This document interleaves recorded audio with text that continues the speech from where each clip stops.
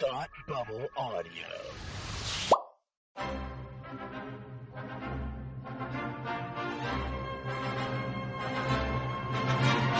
Look, up in the sky! You will never find the more wretched hive of scum and villainy. Welcome to Beer with Geeks with Tim and Frank. Who are you? I'm Batman. I am Iron Man. Your friendly neighborhood Spider-Man. Hi, Christopher. I'm Nero. My name is Inigo Montoya. You're a wizard, Harry. A couple of guys with a couple of beers and a whole lot of pop culture nostalgia. Make it so, number one. Ladies and gentlemen, the Beatles. Name the dog, Indiana. Life finds a way. I am serious. And don't call me Shirley. Now sit back and crack open a cold one, because it's time for Beer with Geeks. It comes in paints. Shaken, not stirred. Great Scott! I was way off. I knew it started with an S, though.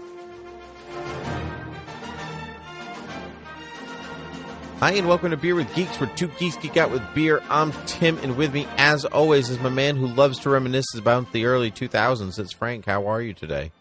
You don't know what to be in the early 2000s. You don't know me. I definitely know you, and it's definitely going to be about 2006 to 2012, maybe. Something like that, right? Yeah. Maybe. Possibly. Hi. Yeah. Hi, how are you?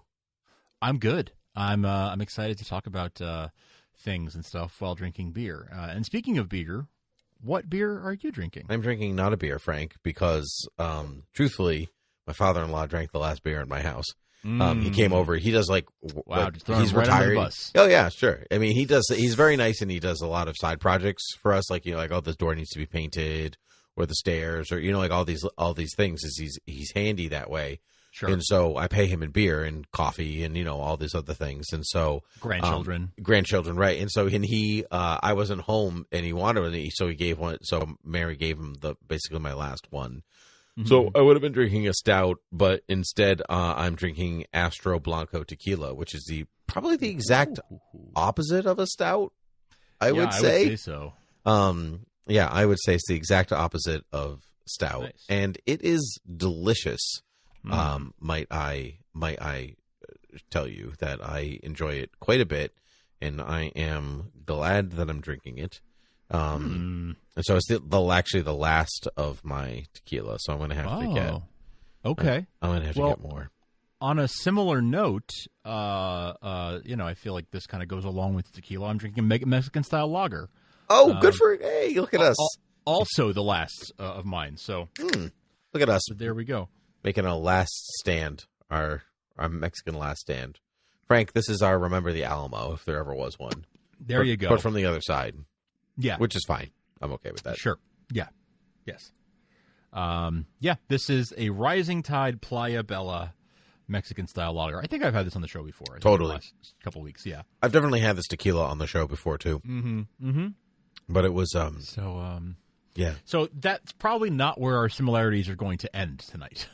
No, probably not. No, I think we're going to cross patterns a little bit. Absolutely. We're going to cross patterns a bit tonight.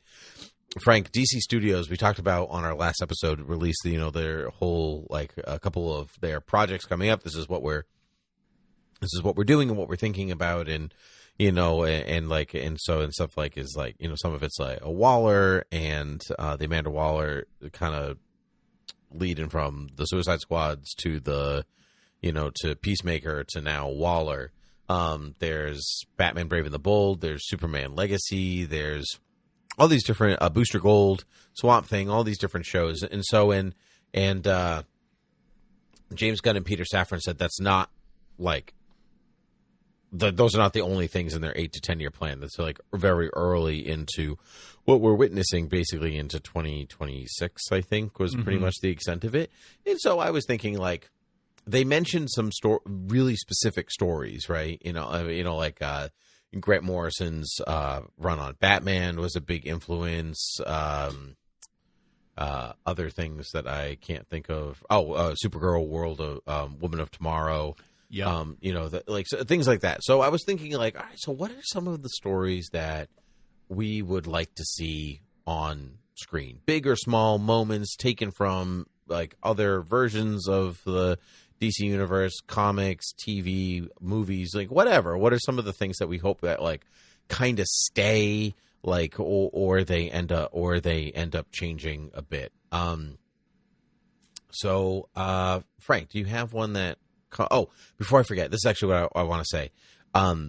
This is unrelated, but I was thinking the other day that they talked about Superman Legacy and Waller and the Authority as being, these are the three stories. And Waller is kind of spinning, I would assume, spinning out of the Peacemaker show, which the Suicide Squad is kind of open and revealed to the world and blah, blah, blah. And Superman Legacy is supposed to be about, like, Superman's old-fashioned values in new-fashioned world, right? So I was thinking, that sounds like Truth, Justice, and the American Way, which is all about battling that, which is also kind of like the Suicide Squad's subversion of those ideas, which I feel like leads directly into the Authority. And so, like, I was kind of thinking of, like, what is the narrative thread that they're kind of putting between these things, and I feel like it is old-fashioned superheroics against, like the new-fashioned heroics. And so, like, are we leading, here's my thing, are we leading to a Kingdom Come type of event? Not necessarily in, like, the older crowd against the newer crowd, but against these, like, two the ideologies of what it means to be a superhero. Clash of ideologies. Right, which is that's a really cool... Yeah, it's not really something that we've seen in comic book movies to a really huge extent. Like, we've seen people questioning whether superheroes are worth the time or the effort or the taxpayers' money, and, you have, like, Civil War and stuff like that. But you haven't really seen superheroes v. superheroes in, like, we believe that killing is right, or we believe that this is a version of right, and so on and so on and so on. So I'm kind of excited about that. Yeah, we haven't seen sort of superheroes qua superheroes, if you will. I don't know why I said that. It just came to mind. Yeah, I like that. The Kingdom Come idea is cool. That was actually one of the things that I would have brought up as like as something that would be cool to adapt. A lot of the stories that I think would be fun to adapt would be hard to fit into continuity, right? So, and they've talked about doing Elseworlds, and how they're branding certain things Elseworlds. So I think there's room for a lot of fun stuff there. But as far as things that fit into the continuity, or could be made to fit into the continuity, I feel as though we were talking about this on the last show, how they're going to start with. We're going to have Flashpoint. We're going to have some kind of a universe resetting event. And it seems like they're keeping, we talked about that after, Crisis on Infinite Earths, for example, they were sort of selective about, okay, we're keeping this, we're going to toss that. We're keeping that, we're going to toss this. And they're it seems like they're doing that with this. Like, there's going to be a new Superman, but it sounds like maybe they're going to keep Wonder Woman in the mix. The existing Wonder Woman, maybe, based on the way they phrase certain things. You could see it getting to a point where things start to get a little confused again within a few years, right? Where they start to make some continuity, not mistakes, but they you know what I'm getting at. Where they make things choices that don't exactly piece together the way that you think that they should. Exactly. You get some sort of scope creep again after a few years. And so what happens after Crisis on Infinite Earths, but Infinite Crisis? Oh, sure. Right? So what if in a few years they have another, universe resetting event where they get to bring back some of those characters, and save the multiverse again? That would be fun. Actually, one of the best parts about Infinite Crisis is the Alexander Luthor Superboy Prime or Superman of Earth 2 team up. So, like, how fun would that be if, like, the Superman of Earth 2 is like the Henry Cavill Superman? Yes. Yes. Yeah. And what if he was like in the, not to borrow too much from the Marvel playbook, but what if we saw, post-credit scenes for a few movies telling that story sort of play out in little vignettes, right? Like, that would be fun. Like the Thanos, the way the Infinity Stones and Thanos stuff played out. Like, what if we saw Alexander Luthor and Superboy Prime and all that stuff happening at the post-credit scenes of a few films, building up to this sort of need to rejigger things? Yeah, I would like that very much. I would. The truth, I wouldn't actually even mind that because that Golden Age Superman is not necessarily a villain, right? So no, and that's an important part of that story. So I wouldn't even mind like Brandon Routh Superman being that version of Superman, or even Tyler Hoechlin's Superman being that Superman. There's like a lot of different versions. There are no other ones that I would like to see, though. No other living Superman that I want to see on the big screen get such applause. Just those three. We could have David Harewood as Cyborg Superman for whatever reason. I'm the Cyborg Superman. No, you're not. No, you're not. Oh, good memories. Oh man, good stuff. Yeah, I'd love to see Infinite Crisis. I think that would be a blast. That would be a blast and a half, truly. Yeah. Do you are there other Superman stories that you think that are just like itching to be told, like in Superman Legacy, or do you feel like you've seen so many of them play out on screen already? I actually don't feel like I've seen a lot of them play out in live action. I feel like we always sort of we tend to go back to the Lex Luthor land, Frank. Land. It's the only thing they're not making more of. Yeah, like other Superman villains. Like apparently. Like, Nice. Yeah. Nice. Yeah. So like I would love to see a good Brainiac story. I would love to see a good honestly a good Metallo story. Mm-hmm. I think that, the Jeff Johns run on Action Comics is one of my favorite things that I've ever read. I think the Brainiac story from that is a great one. Of course, that leads into the New Krypton thing, and I don't think that's really a thing they would want to do. But that could be like an HBO series, New Krypton. New Krypton. Truthfully, there's a lot about New Krypton that is interesting and that I like, and so there's some really good themes there that could fit into there. Mm-hmm. The whole idea of what is Superman about, and what is the truth, justice, and do you remember? Do you remember going to Comic-Con and going to one of the DC panels, and they talked about, was it not War of the Supermen, but like whatever the War of New Krypton, whatever that thing was called, and they talked about it being all fought in like 6 minutes. Do you remember that? Because the whole thing is supposed to happen at super speed, and I think like what, and that didn't exactly play out in the book by the time that they got there, but I really would love to see like something like that in a movie, like done. What? Yeah. How? Like, cool. What about a thing that happens in a very compressed timeline, like a 6-minute story, like Rashomon style, like from every different character's point of view, right? Mm-hmm. Yep, that would be very cool. I would love to see that. For me, for Superman, I think a big part of it is more about the characterization of Superman, like that. I agreed. Like, and because like every live action film Superman, there's always just something about it that's like not quite right.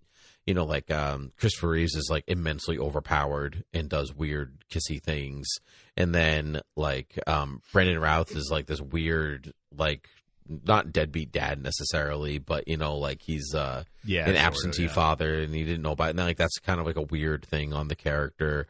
And then you have Henry Cavill's everything that happened in the trajectory of his story, and then and so I'm just kind of like looking for that, like the Superman I like recognize. That's really the most that I'm most comfortable with. That's what I am.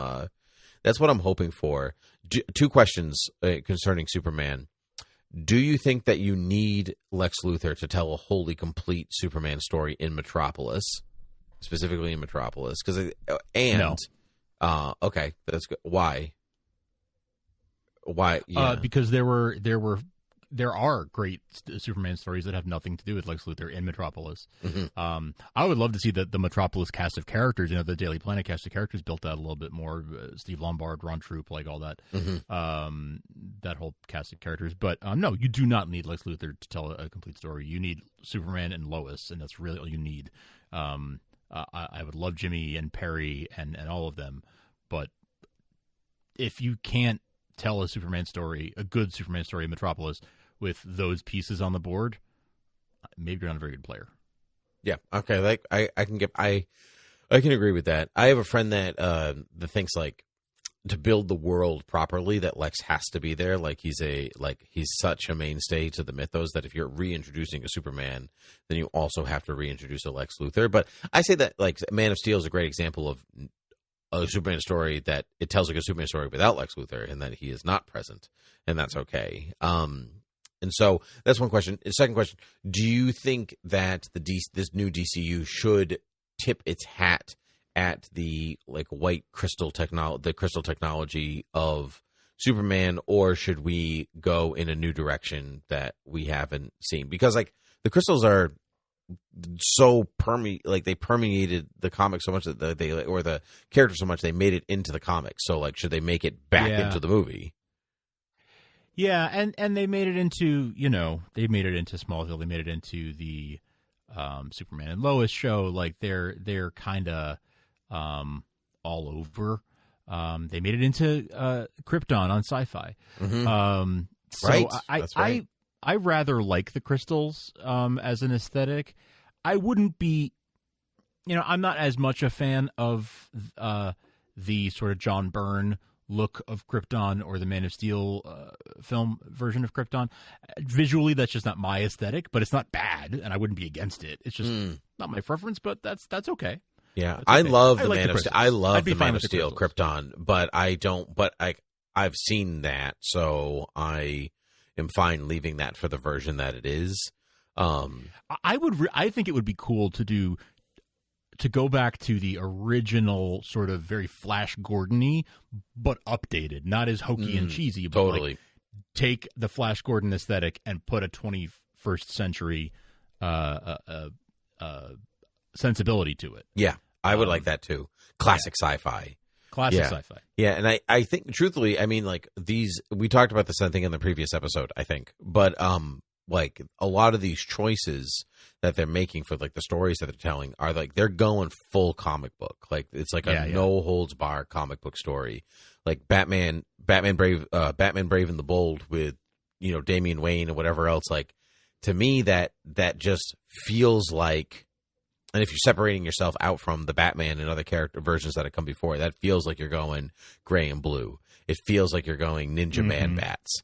Like things, like things like that just like truly make it like Giant Penny and Tyrannosaurus Rex in the cave. Yeah. You're just going for the comic book that, truthfully, like Marvel doesn't really do. It's like not entirely. They dabble. Sometimes it feels full comic book, like Doctor Strange in the Multiverse of Madness felt like a full comic book, Yes. That just felt madcap and wild and all these things. But like most of the time, like the MCU sits in this like strangely hyper realistic society and world where you're like the rivets on the Iron Man suit until it was nanotechnology, like felt like something real and everything like right.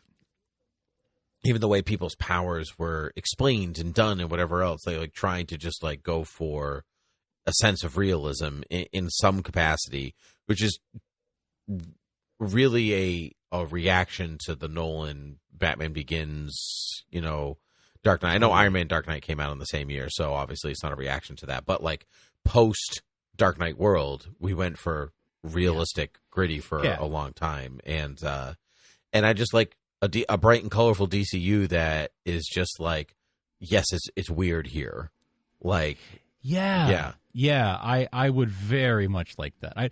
I would like I like what you're saying about Batman. We talked about Superman. Let's talk about Batman for a minute, because I feel like that sort of going into the wacky side of Batman a little bit. He's the greatest detective, but there's some wacky stuff that goes along with him, like the giant penny, the dinosaur, and all that fun stuff. And I would love to see that. I would love to see, all those, Man Bat and everything that is slightly silly. I don't think we need to go full Adam West, full Batman 66. No. But you can nudge in that direction a little bit without it being, Batman Forever. I agree. I think if there's a healthy divide of Batman where there's Batman who's like dark and to be or not to be Hamlet, right? There's like that version of Batman, which I think we're getting with Robert Pattinson. That's the like tragic hero Batman. Dark Knight trilogy was tragic hero Batman. But there is this line before you dip into Adam West where there's just like a Bruce Wayne who enjoys being Batman. Like, yes, he's driven by the tragedy of his parents, but there's also this like, I've got I've got a made family, and that like pushes him in a healthier direction. And I think that with the introduction of Damian, I feel like that's kind of where they want to go. Gunn and Safran said this is the start of the Bat family in the DCU that they feel has not been represented before. So. And that's, to me, like, openly saying, like, and they did say, like, yes, superheroes already exist in this, like, trajectory of the world that we're telling, and that Batman maybe is a little bit older than Superman in this version and whatever else, which, of course, we've seen before, which is fine, whatever. Yeah, fine. But, like, according to Peacemaker, Batmite exists already in this world, and if he's that if Peacemaker counts, then like so does Batmite, which means that it's a freaking weird world that Batman inhabits. And truthfully, when he said Grant Morrison's run, that's one of my favorites in all of Batman's comic history, because there are certain like Nightfall is a fun story in concept, but reading the whole thing through is kind of a slog, But Grant Morrison's run is not, like, from top to bottom. It's pretty great. Yeah. So I like, especially early in that, I like the tone that it reads as. So I'm happy to see that. I know they've done this in animation already, but we're talking about a multimedia universe that they're putting together here, right? Which is a different thing that we've not really seen before. But like, what about a like Long Halloween prestige drama? Oh, I would love that. Like a live action prestige. 12 episodes, Long Halloween. Mm-hmm. That would be great. Telling. Truthfully, I feel like the Long Halloween in a way more than the DCU. It just like that story is kind of ripe for the Batman, and not for and not necessarily for the DCU. Just like, of course, like I would love it if they were like, okay, now we did a Batman movie, we're definitely just doing a Batman show now. I'm like, great, about time. Batman's built for TV. Like, it's absolutely possible on TV. I'm sorry, if the Titans can run around on TV, like, or Arrow or Flash or anything, like, there's no reason that Batman can't. If Superman can be on TV, there is no reason that Batman cannot be. Totally. And so the only thing I think with is like adapting just the Long Halloween, and it just in of itself, I feel like it's like tried and true and done. Like that's the hard part about adapting a mystery, in that like I already know its conclusion, which means that you're going to try to change it, which so like make something fair and not fair for the whole crowd. And plus, the Batman takes a lot of Long Halloween and that's true. Yeah, puts it in there. So I don't know, but I out of Elseworlds would thrill me to see something like that. For sure. Yeah, for sure. What about lesser heroes? Like, what are your like Booster Gold's getting a show? I know you're a big, you like Booster Gold. I do. Yeah. Do you like? Are there other stories from when you were really reading comics that you're like, oh yeah, I want to see that? Like, I'd love to see eventually down the line some kind of 52 adaptation. Sure, yes, that would be very cool. That could also be that'd be a great series. Yeah. That's kind of too big to tell in a movie, but I would love to see. I had this thought that I would love to see a Green Arrow Quiver story directed by Kevin Smith. Oh man, yeah, direct his own work, and absolutely.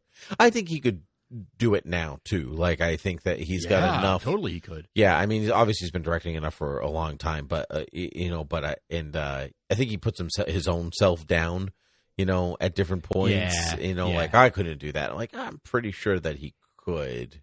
I think he's proven himself on the DC the CW shows that he directed, and he always says like, oh, well, I just came in, the crew that's there does all the work, I just was the guest for the week. But I agree with you. I don't think he gives himself enough credit, and I think he knows that he knows that story inside out. Obviously, I would love to see him bring that to the big screen. So I think that's a great story that I really love. I'd love to see some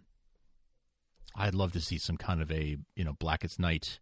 I was going to say Blackest Night. Yeah. Yeah. Well, what? So truthfully, remember the Green Lantern show is supposed to have a central mystery that like spills into the rest of the DCU. So what if it is Blackest Night? What if that's because that'd be fantastic. I remember in the book, one of the draws of Blackest Night was that, like Bruce Wayne is dead. So like zombie Batman comes back and whatever else. And that to me isn't so much the draw as just something about the superheroes fighting zombies that I could just like get behind, that is very fun for me. And, actually, speaking of Elseworlds too, I don't know if you read it, but the new DC versus Vampires maxi series was great.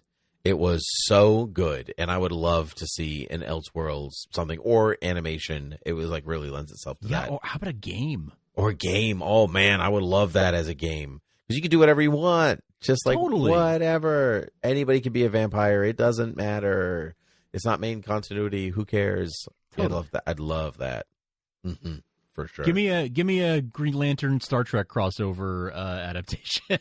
Yeah. Didn't they do that? Wasn't that that was a comic? Yeah. Okay. Yeah. Totally. I mean, Paramount might be on board for something like that. They feel game to do those types of things. I think Warner Brothers and Paramount are both equally desperate at this point. Oh, for sure. Yeah, for sure. Speaking of that, apparently the Keanu sequel to Constantine has been canceled.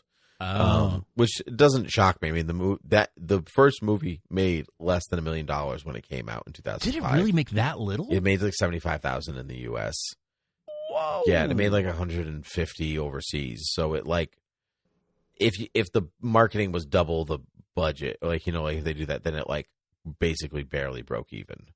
Like, and that's only because of the international market. So I could like that felt like besides the Keanu draw, I feel like that's a bigger risk. And if you're trying to establish new things, don't throw like a different version of Constantine into the mix. Yeah, he's not a well enough established character to have two different versions running around. Yeah, agreed. If you're going to go it that way, I would really like to see the Superman Batman adaptation. President Luthor. Oh yes, like the giant meteor, like all of that. I think what the DCU or DCEU really lacked, which the MCU even actually does lack in its own way, is like small character moments and small character interactions. And like some movies have them for sure, and you can see them in some ways. But like we've talked about this before, that like Steve Rogers and Tony Stark never really felt like friends. They felt like colleagues that like tolerated one another. And one of the strengths of the Justice League, I think, like it, or just the DCU, is that they like all get along. Like my friend Bobby pointed out, like he texted me just a couple days ago. And he was like, "Do you think we'll see Green Lantern's famous chili in the DCU?"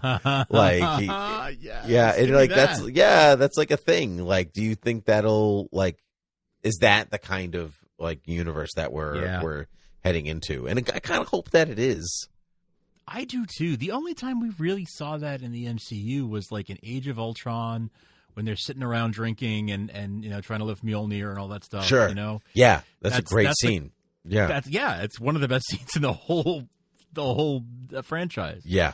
Because of that, we've always said that some of our favorite stuff is superheroes sitting around talking. Mm-hmm.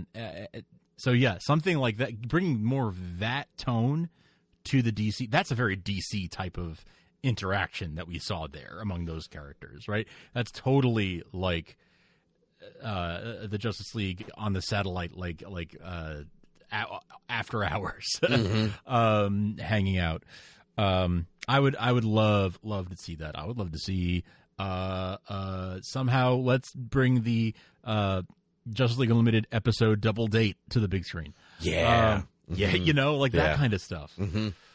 Yeah, well, actually, I was wondering, do you think that Booster Gold show will eventually get to like a little story that's like the greatest hero you've never heard of from the Justice League animated, you know, where like everything's happening around them and he's just on crowd control, but he actually saves the day. Great story. It is a great story. Yeah. You know, a Booster Gold show could be sort of a backdoor into a sort of Justice League Unlimited style show where it's like, let's tell the story. Like, what if Booster Gold is sort of the POV character and it's him interacting with all the other lesser known, you know, The Question and all these other heroes. Mm-hmm. You know, that would be great. Him just sort of rubbing elbows with them and the adventures that they go on. That could be a really well done story, maybe sort of anthology style. You know, a bunch of different stories being told in that universe, and the only common thread is that Booster Gold is involved. You could do a lot of really interesting stuff with that. Yeah, especially since he's can time travel. He can time travel, really consider so you could him just have him. You could have him and Skeets jumping around. Mm-hmm. They really wouldn't consider him a time traveler so much as somebody who has time traveled. He fell bass backwards into time travel. Yeah, that's a good way of putting it. That's a perfect way of putting it.